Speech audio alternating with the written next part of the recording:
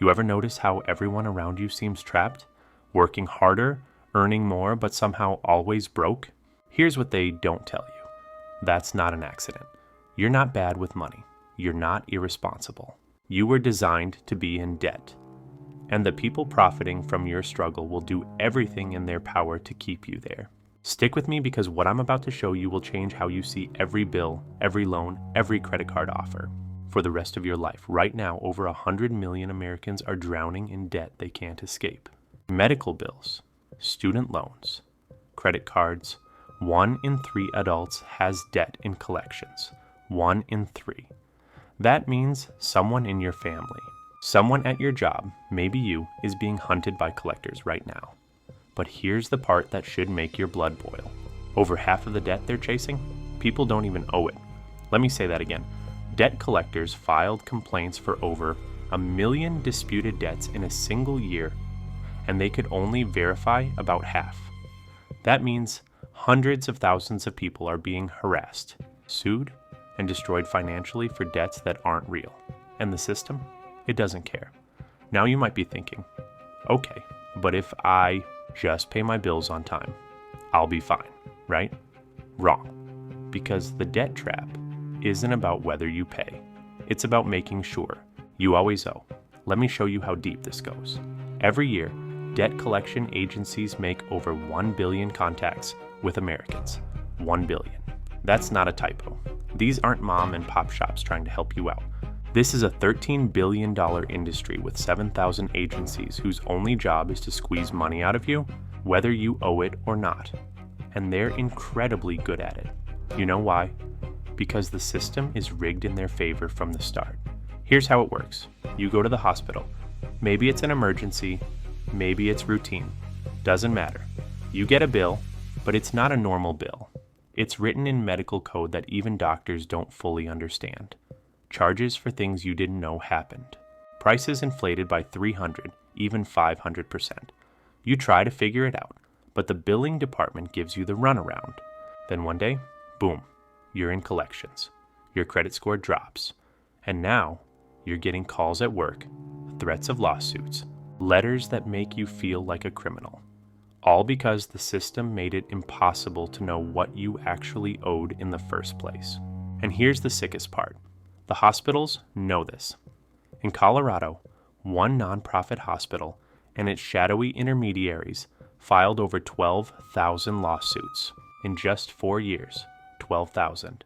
They went after low-income patients, people who could barely afford rent, and sued them into oblivion. These weren't big bad debt dodgers. These were people who got sick and made the mistake of trying to get better. Medical debt is now responsible for nearly 60% of all bankruptcies in America, more than job loss, more than divorce, more than anything else. One trip to the hospital can destroy your entire life, and they want it that way. But wait, it gets worse. Because these debts don't just sit with the hospital. They get sold. Yeah, sold. Like baseball cards. Debt collectors buy your unpaid hospital bill for pennies on the dollar and then come after you. Hospitals sell your debt to companies called debt buyers for pennies on the dollar. Let's say you owe $10,000. The hospital sells that debt for maybe $500. Now this debt buyer owns your file. They didn't treat you. They didn't save your life. They just bought the right to ruin it. And here's the kicker. These debt buyers often get incomplete information. No record of what you disputed. No proof you actually owe the full amount. Sometimes no documentation at all. But they sue you anyway. And if you don't show up to court, which most people don't because they're working or can't afford a lawyer, they win automatically. Now they can garnish your wages, freeze your bank account, put a lien on your house, all over a debt they can't even prove is real. Now I know what you're thinking.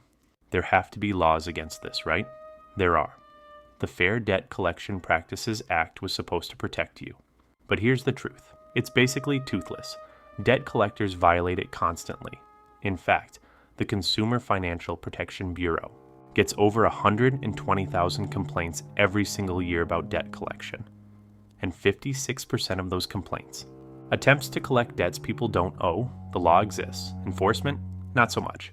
Because the people making billions off your misery have more lawyers, more lobbyists, and more power than you ever will. Let me paint you a picture. Imagine waking up one day and finding out you're in collections. You had no idea, no missed payment notice, no warning. You check your credit report, and there it is. A debt you've never heard of. Turns out someone stole your identity, opened accounts in your name, racked up charges. Now you're on the hook. And guess what? 36% of disputed debts involve identity theft. But instead of the system protecting you, you have to fight to prove you're innocent. You have to spend hours on the phone. Fill out forms, hire lawyers maybe, all while your credit is trashed and collectors are blowing up your phone. The burden of proof isn't on them, it's on you, and that's by design. Here's the thing they never tell you. Debt collection agencies only recover about 20 to 30% of the debts they chase. Some recover as little as 11%. That means the vast majority of people they go after either can't pay or successfully fight back. But they keep doing it because volume is the game. They don't care about accuracy. They care about how many people they can scare into paying something, anything, even if it's not owed. It's a numbers game, and you're just a number. But here's where it really gets sinister. Low-income communities are targeted the most. If you live in a poor neighborhood, you're way more likely to get sued for debt. Why? Because debt collectors know you probably can't afford a lawyer. You probably can't take time off work to go to court. You're an easy win. It's not about justice. It's about picking on people who can't fight back. The system doesn't just allow inequality. It enforces it. Every lawsuit, every garnished paycheck, every destroyed credit score keeps people trapped at the bottom. And the people at the top, they get richer. Now let me tell you about the middlemen, the ones you never see. Hospitals don't want to look like the bad guys, so they hire intermediaries. These are companies that do the dirty work. They file the lawsuits, they hound you for payment, and the hospital's name stays clean. It's genius, really. Evil, but genius. The public never blames the hospital because they never see the connection. Meanwhile, the intermediary gets a cut, and the hospital gets paid. Everybody wins, except you. And don't think this is just about medical debt. Student loans, credit cards, car payments, payday loans. It's all the same machine. The debt industry is designed to keep you paying forever. Credit card companies make billions off interest. Student loan servicers profit whether you graduate or not. Payday lenders trap you in cycles where you're paying fees on fees just to stay afloat. They don't want you to pay off your debt. They want you to service it forever. Because that interest, those fees, those penalties, that's where the real money is. Here's a stat that should blow your mind. About 14% of Americans had at least one account in collections. Back in 2013, that number hasn't dropped below 9% since 2001. 2 decades. 2 decades of nearly 1 in 10 Americans being actively hunted by debt collectors. And it's not getting better. It's getting worse. As wages stagnate and costs rise, more people fall behind. And the debt machine just keeps feeding. So what's the alternative perspective here? Some economists will tell you debt collection is necessary, that without it, credit markets would collapse. Lenders wouldn't lend if they couldn't collect. And yeah, there's some truth to that, but here's the counter. The current system isn't just collecting legitimate debts. It's weaponizing confusion, targeting the vulnerable, and profiting off errors and fraud. We're not talking about holding people accountable. We're talking about an industry that makes money by terrorizing people, many of whom don't even owe what's being claimed. The cost to society, the suicides, the bankruptcies, the destroyed families far outweighs any benefit to the credit market.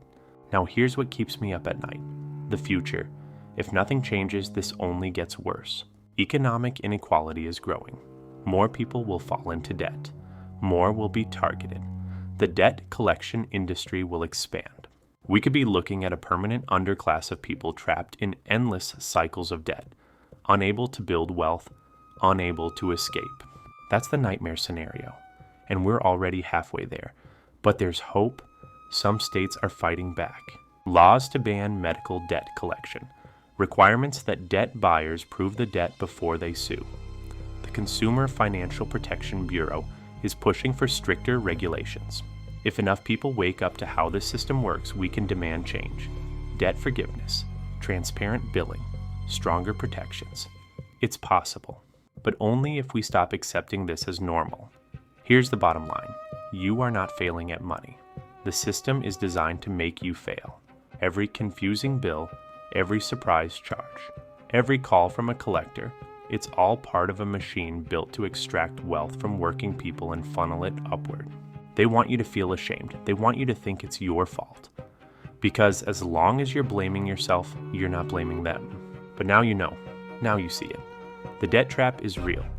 And the only way out is to stop playing their game. If this opened your eyes, do me a favor. Hit that subscribe button. Share this with someone who needs to hear it. Because the more people who understand how this works, the harder it becomes for them to keep us trapped. Knowledge is power, and they're terrified of you having it.